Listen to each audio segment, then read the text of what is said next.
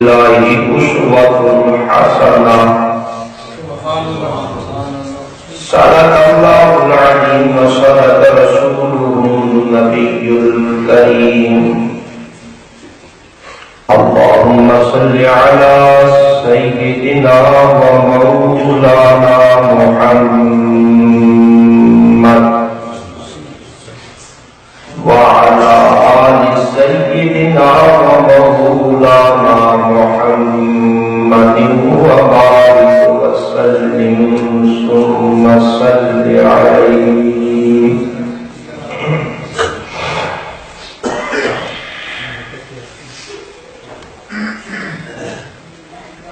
سامعین گرامی،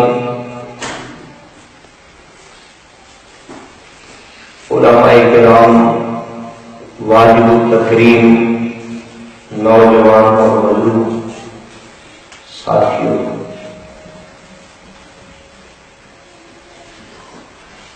یہ مہینہ ربیع الاول کا مہینہ ہے۔ اس ماہ میں عام طور پر سیرت کے جلسے، عظمت کے جلسے، مقام مصطفیٰ کے جلسے اور پروگرام ہوتے ہیں۔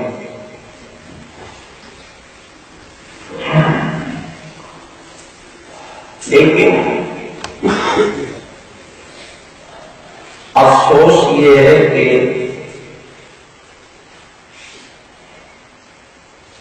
بعض لوگوں نے مستقل طور پر اس ماہ کی جو پہچان کروا دی ہے نا، وہ کھانے پینے کی حد تک کروا دی ہے، اور وہ یہ سمجھتے ہیں کہ یہ مہینہ ہمارے کھانے پینے کا اور سیزن کا مہینہ ہے۔ مجھے یاد رکھتا ہے کہ ایک محاورہ تھا، موضوع تھا علم غیب کا، میں اس میں صدر مناظر تھا۔ لوگوں نے کہا کہ بات سمجھ آ گئی، اب نور و بشر کا مسئلہ بھی بیان ہونا چاہیے۔ اگلا مہینہ یہ رجب اپنا ربیع الاول کا آ رہا تھا، ساتھیوں نے کہا کہ ربیع الاول کے مہینے میں مناظرہ نور و بشر پر ہونا چاہیے۔ وہ جو مولوی صاحب تھے نا سامنے بندے مخالف جو آئے ہوئے تھے، اینا نہ سمجھ یار یہ مہینہ ٹپاؤ کیوں آمدہ، کیونکہ یہ مہینہ سارے سیزن ہے۔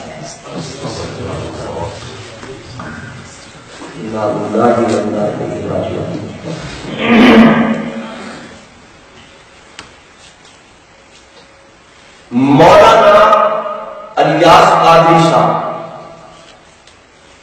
انہوں نے جو دعوت اسلامی بنائی، جس نے بہارن چھوٹا سا رسالہ نکالا ہوا، اور ہمارے گجرانوالہ میں ابو داؤد صادق صاحب اور دیگر علماء نے کچھ فرق کے ساتھ یہ بات لکھی ہے۔ جب ربیع الاول کا مہینہ شروع ہو جائے،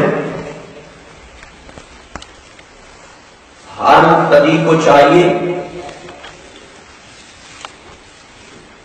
12 دن لگاتار 1200 روپیہ ہر روز اپنے متعلقہ امام مسجد اور خطیب مسجد کو دے۔ حساب لگانا کتنے پیسے بنیں گے؟ 12 دن ہر روز کتنے پیسے؟ 100 روپے، 1200 روپے۔ اگر یہ 1200 روپیہ بھی دیتا تو کم از کم 112، اگر 112 نہیں دے سکتے تو کم از کم 12 روپے ہر بندہ اپنے متعلقہ امام مسجد کو دے۔ یہ جو میں نے کہا کہ کھانے پینے کے ساتھ اس کو پہچان کروا دیا گیا ہے۔ میں ایک جگہ جا رہا تھا لاہور، لاؤڈ اسپیکر سے آواز آ رہی تھی، اعلان ہو رہا تھا، وہ جی مسجد کا اور جنازے کا یعنی قبرستان کی دیواریں اعلان ہوا تھا کہ جی انتظامیہ مسجد نے مشورہ کیا ہے صبح سے ربیع الاول آ رہا ہے 12 دن لگاتار ہم نے قبرستان میں جانا ہے صبح فجر کی نماز پڑھ کے اور آدھا گھنٹہ قرآن خوانی ہوگی استغفار ہوگا دعا ہوگی خیر ہوگی فلاح ہوگا اب یہ کام سننے والا کہتے ہیں صاحب کو کتنی مردوں کی فکر کرنی چاہیے کتنا پریشان ہے مردوں کے بارے میں بھائی کوئی عادت ہے لیکن ساتھ میں گیا اس اعلان کا ایک حصہ آخر میں یہ بن گیا اور یہ بھی مشورہ کیا ہے آدھا گھنٹہ تلاوت ہونے کے بعد حلوہ پوری اور پانیوں کے ساتھ ناشتہ بھی دیا جائے گا کامنی گل بات یہ پہچان کروا دی گئی ہے اس ماں کہ کھانے پینے کے ساتھ اس ماں کا تعلق ہے کوئی کہتا ہے یہ سیزن کا مہینہ ہے کوئی کہتا ہے کہ کھانے پینے کا مہینہ ہے کوئی کہتا ہے 1200 روپیہ دو جی تب جا کر عید میلاد النبی تمہاری قبول ہوگی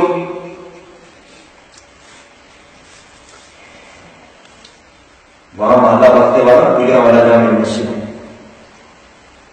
پچھلے 11 ربیع الاول کو ایک دوست نے مجھے بتائی کہ لگے آج میں نے عصر کی نماز اس نے مغرب کے بعد مجھے بتایا عصر کی نماز میں نے آج پتھر پڑھی نماز ہے نا کہ نماز پڑھ کر سلام کرتے ہیں ایک ایک کر کے علماء سے ملتے ہیں ایک آدمی آ کے کہنے لگا حضرت جی سویرے 12 ربیع الاول ایک فرماؤ کی پکانا سنا کی پکانا سنا مول صاحب نے کیا دیکھ رہا کہ حالت ذرا اچھی ہے کہنے لگے اس کی ککڑ پکانا سنا کہتا میں بیٹھا ہوں ایک بندہ ہو رہا ہے السلام علیکم وعلیکم السلام حضرت سویرے 12 ربیع الاول یہ فرماؤ کہ کی سنت سویرے کی پکایا گیا کہنے لگا چھوٹا گوشت پکانا سنا تیسرا بندہ 3 آدمی بنا اس نے مجھے یہ خبر دی 3 آدمی اور تیسرا آدمی آیا کہ حضرت سویرے 12 ربیع الاول کی پکانا سنا کہنے لگا جی پلاؤ بھی پکانا سنا ہوشیار اس میں کہا تھا کہ ہر گھر سے ایک ایک پلیٹ تو یہ سارے کہتے کہتے اے پکا کرتے ہیں کچھ کھانا کھانا الگ الگ ڈشیں الگ الگ پلیٹ ایک مولوی صاحب نے کہا پہلی ربیع الاول سے لے کر 12 ربیع الاول تک 12 جھنڈے لگاؤ 12 بلب لٹکاؤ چراغاں کرو روشنی بناؤ پھول لگاؤ اور اگر تک کہتے ہیں میں امید رکھتا ہوں اگر یوں چراغاں کرو گے تمہارے گھر میں ان چراغاں کو دیکھنے کے لیے رسول اللہ ضرور تشریف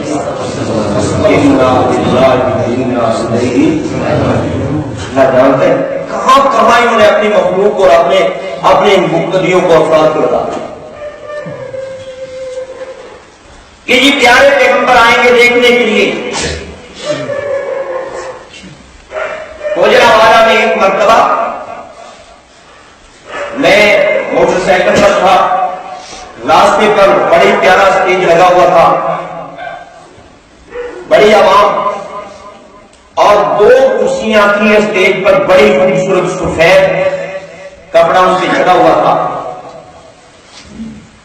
میں کھڑا ہوا آج کس کی عادت ہے وہ گولڈن شریف والا پیر فوت ہو گیا نا وہ نصیر الدین نصیر کہنے لگے جی آج اس پیر صاحب نے آنا ہے میں نے کہا جی دوسرے پیر صاحب کون سے ہیں جنہوں نے آنا ہے کیونکہ کرسیاں دور کہنے لگے جی تو تمہیں نہیں پتا دوسرے کون آ رہے ہیں کہنے لگے جی آج کہنے لگا آج رسول اللہ کی آنا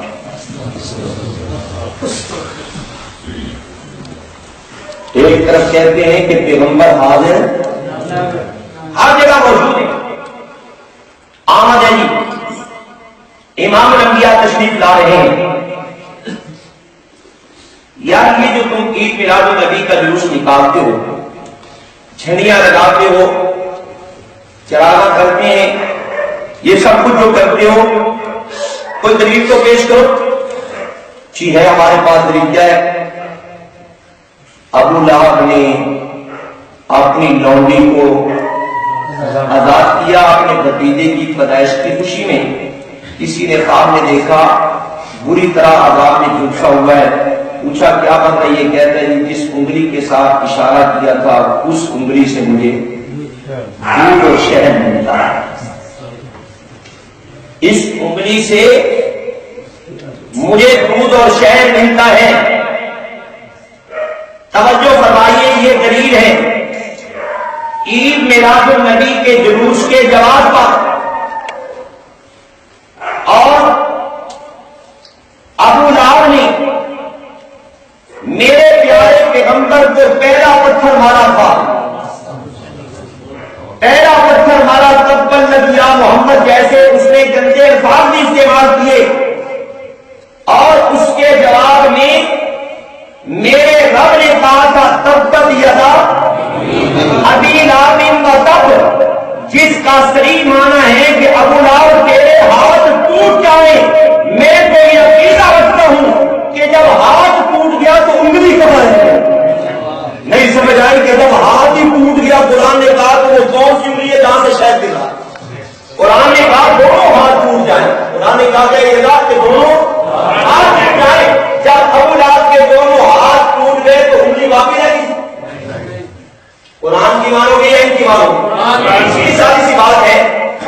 اور پھر یہ دوسری دلیل پیش کرو گی، کہتے ہیں یہ دوسری دلیل ہمارے پاس یہ ہے کہ پیارے پیغمبر سے پوچھا گیا کہ یا رسول اللہ آپ یہ جو سوموار کا روزہ رکھتے ہیں اس کی وجہ کیا ہے؟ آپ نے فرمایا اس لیے پیدا ہوا تھا، معلوم یہ ہوا کہ عید میلاد النبی کا جلوس نکالنا چاہیے۔ دو باتیں کہتا ہوں، ایک بات یہ ہے اگر یہ دلیل ہے عید میلاد النبی کے جلوس کی تو امام الانبیاء سال بعد سوموار کو روزہ رکھتے تھے یا ہر ہفتے میں سوموار کو روزہ رکھتے تھے؟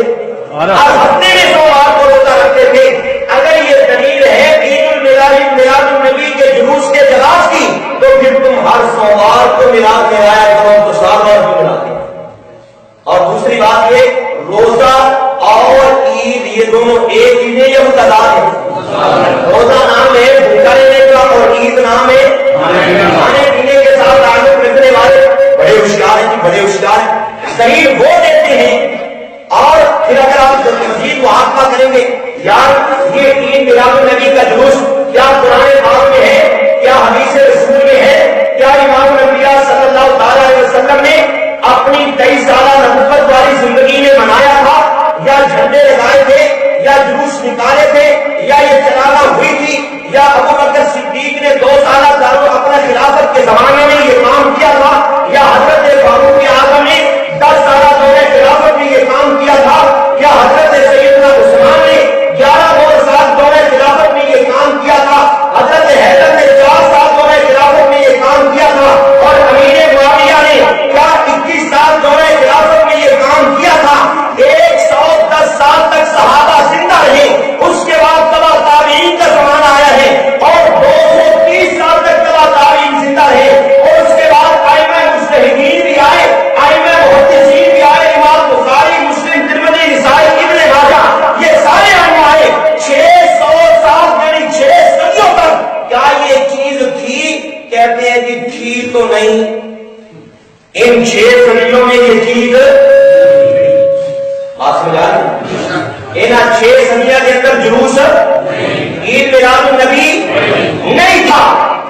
اچھا پھر کہاں سے آیا یہ بات؟ میں پہن لگا کہ یہ انکار نہیں کر سکتے، ان کے سارے زمانے لکھا ہے، اور ہمارے گزرا والوں نے ڈاکٹر اشرف آصف جلانی ہے، انہوں نے ایک کتاب میں لکھا ہے کہ عید میلاد النبی کی دھوم، عید میلاد النبی کی دھوم، اس میں یہ بات لکھی ہے، ہم بھی مانتے ہیں کہ 604 ہجری تک عید میلاد النبی کا جلوس نہیں تھا، ہم بھی مانتے۔ اچھا پھر مانتے ہیں تو پھر یہ کہاں سے دین آ گیا؟ کیوں یہ مناتے ہو؟ کہتے ہیں کہ یہ بدعت حسنہ ہے۔ کیا کہتے ہیں؟ یہ بدعت حسنہ ہے۔ بدعت حسنہ انہوں نے بدعت کی 2 قسمیں بنا رکھی، ایک بدعت ہے سیاح، ایک ہے بدعت حسنہ۔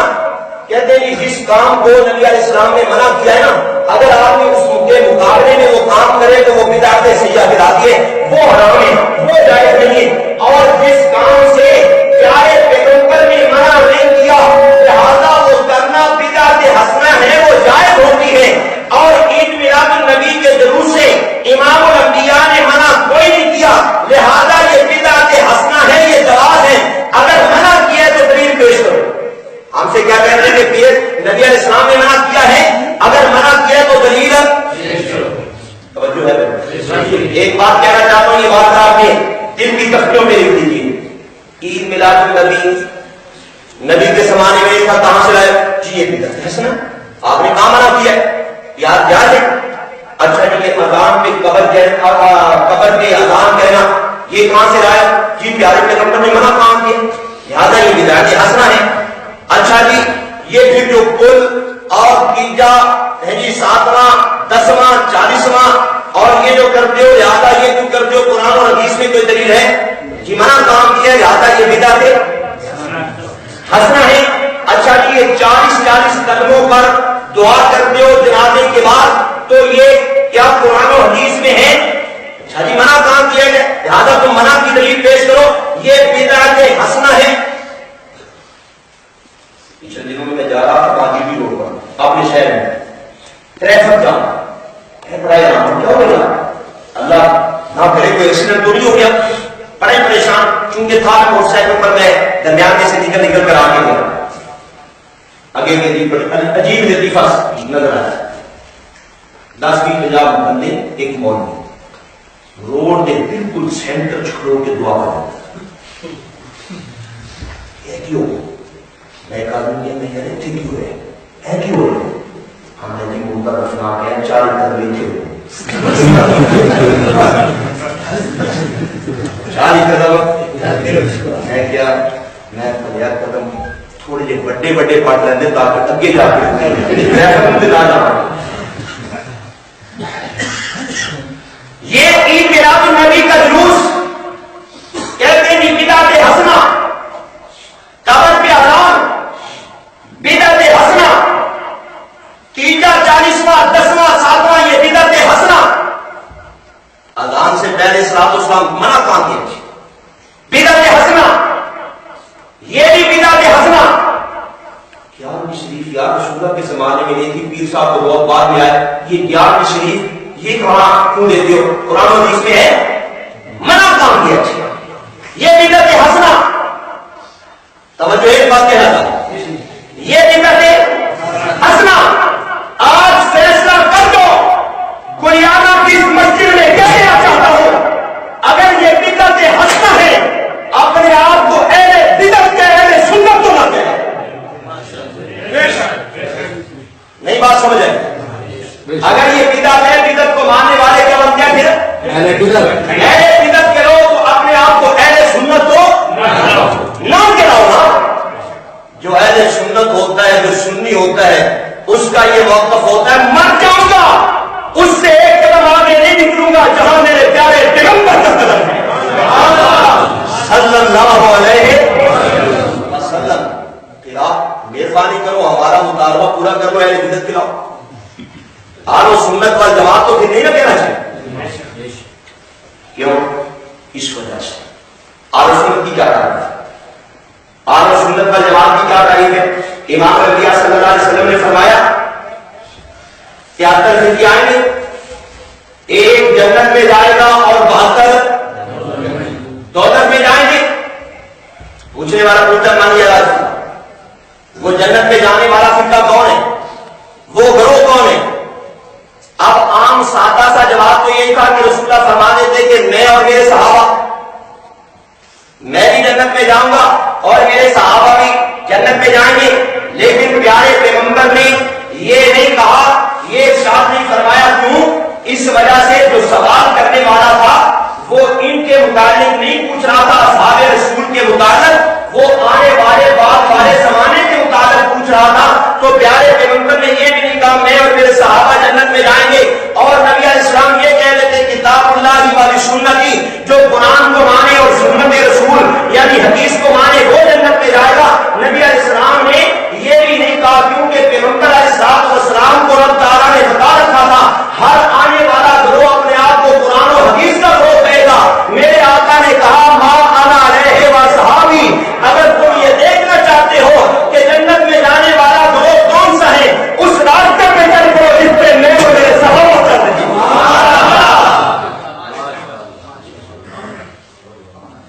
میں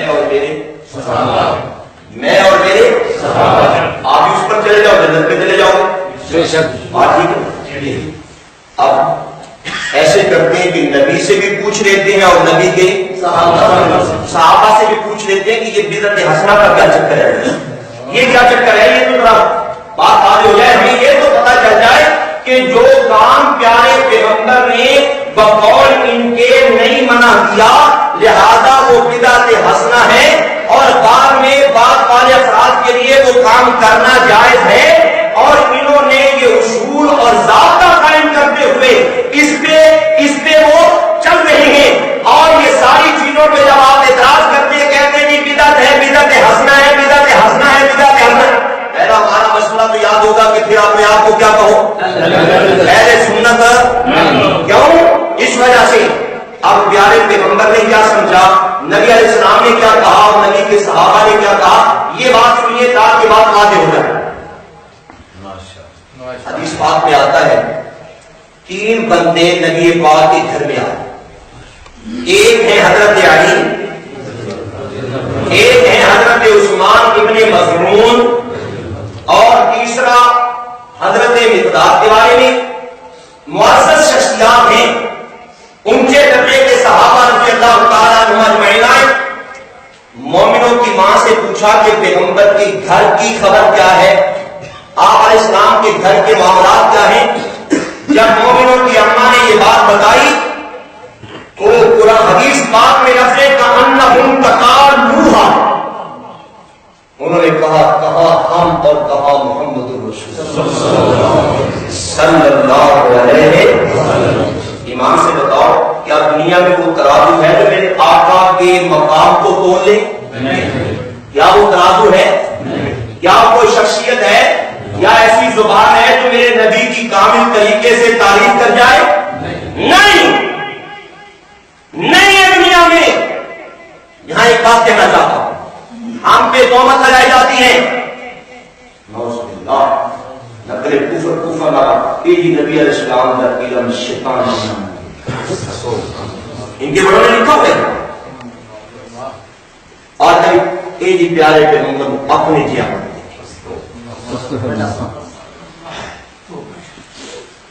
یہ جی نبی علیہ السلام بڑا اپرادھ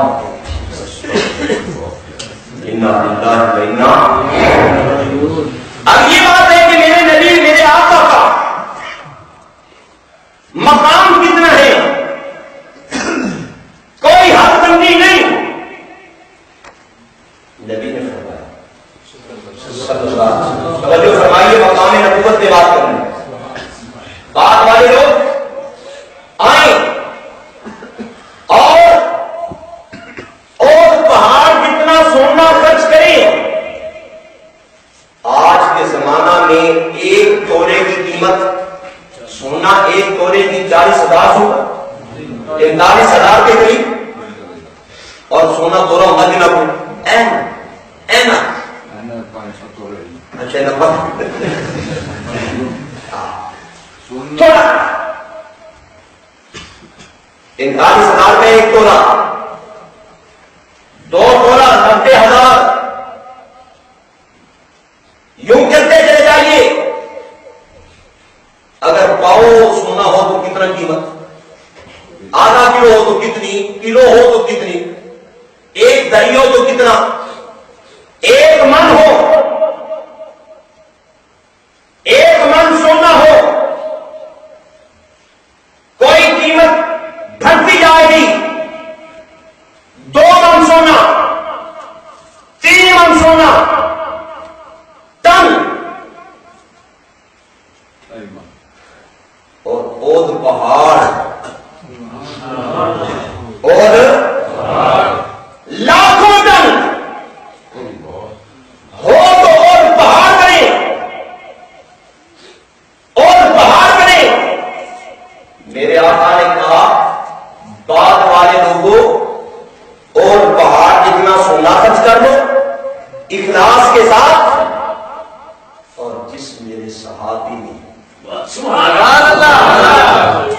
ایمان کے ساتھ میرے آقا کے چہرے کو دیکھا. سبحان اللہ. ایک نظر کے ساتھ آدھا کلو جو ہوں گے 10-20 روپے دے ہوں گے ہوں گے. آدھا کلو جو میرا صحابی خرچ کر دے, بعد والی انسانیت اور پہاڑ جتنا سونا خرچ کر لے, وزن کر لیا جائے میرے صحابی کے آدھا کلو جو کا وزن بھاری ہو جائے گا. توجہ توجہ جو کہنا چاہتا ہوں, میرے آقا کے مقام کی کوئی حد نہیں. جب ایک صحابی میرے آقا کا چہرہ دیکھتا ہے, اس کا یہ مقام ہے کہ ایک پہاڑ سونے کا اور پہاڑ سونے کا خرچ کر دیا جائے, اس کے آدھا کلو جو کو نہیں پہنچ سکتا.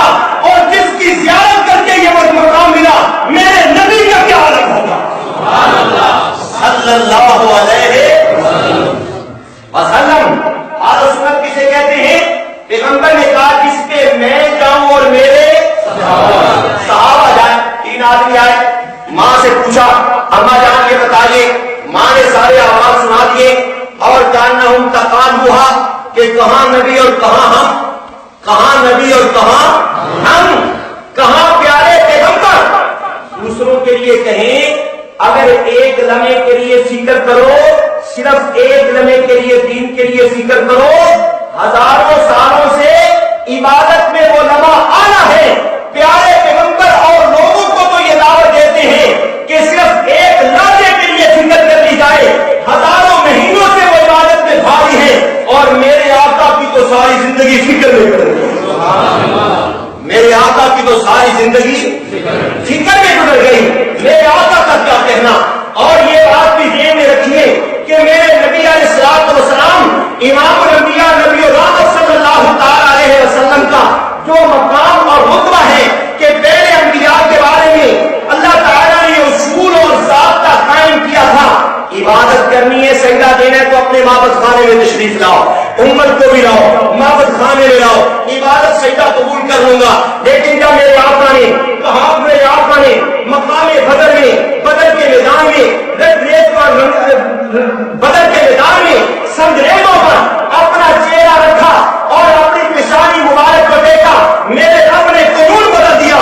کہا جو رکھتی ہے رب تو مسجدہ. اے لوگوں, اللہ نے مجھے یہ شان عطا کر دی کہ میرا سجدہ زمین پر ہوا ہے. اللہ نے ساری زمین کو میرے لیے سجدہ کر دیا. سبحان اللہ. نعرہ تکبیر, عظمت محمد مصطفیٰ.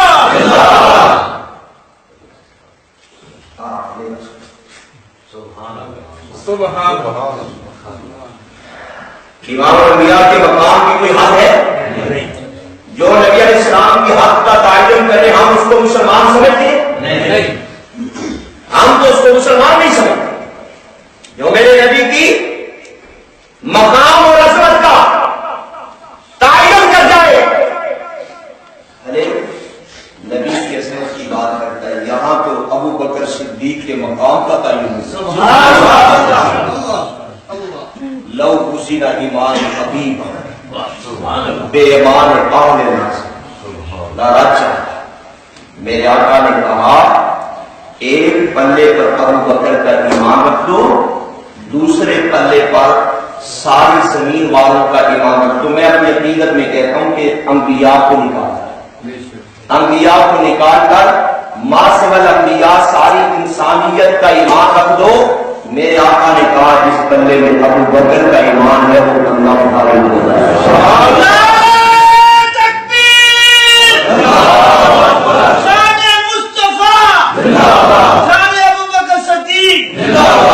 ایک آدمی نے کہا کہاں پیغمبر کہاں ہم, لہذا آئندہ کے بعد